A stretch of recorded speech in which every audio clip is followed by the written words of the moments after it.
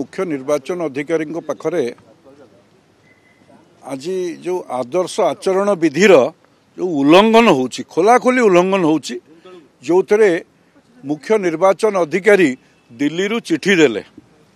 जे एठी 8 जन IAS IPS ऑफिसरंकर तांकर किछि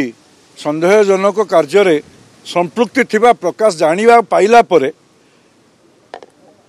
एठी मुख्य निर्वाचन अधिकारी को जेतेबेले चिठी लेखि जणाउचंती तांकु कौनसी निर्वाचन संक्रांत कार्य न दिया जाऊ किंतु एठी देखा जाउची जे पूर्वरु तृतीय महलारे दीर्घ दिन धरी डीएस कुटे जे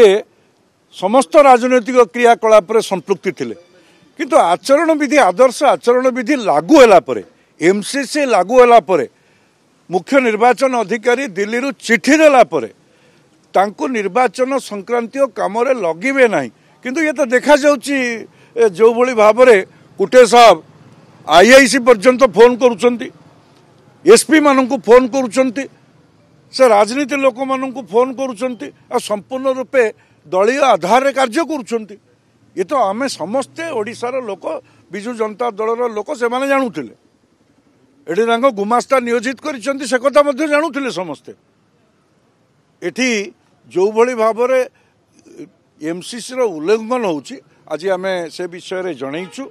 एवं तांकर दाबी जनईचु तांकर मोबाइल फोन को सीज करा जाऊ जतोटी मोबाइल व्यवहार करुचंती तांको सीडीआर को एग्जामिन करा जाऊ एवं से कहा सहित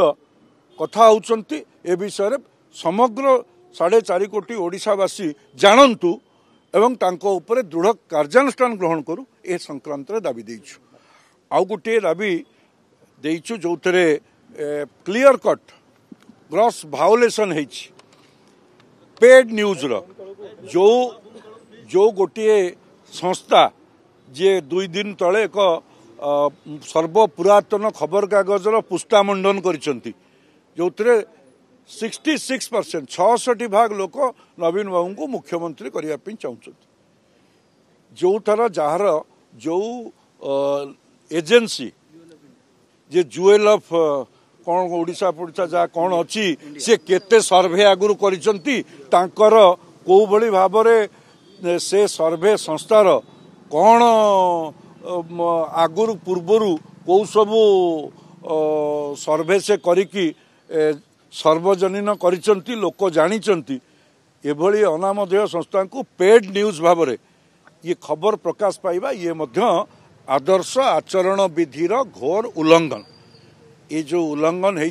आमे कार्यानुष्ठान पाई मुख्य निर्वाचन अधिकारी को जनईचु आम आशा करुचु निश्चित रूपे ए दिगरे राज्य रे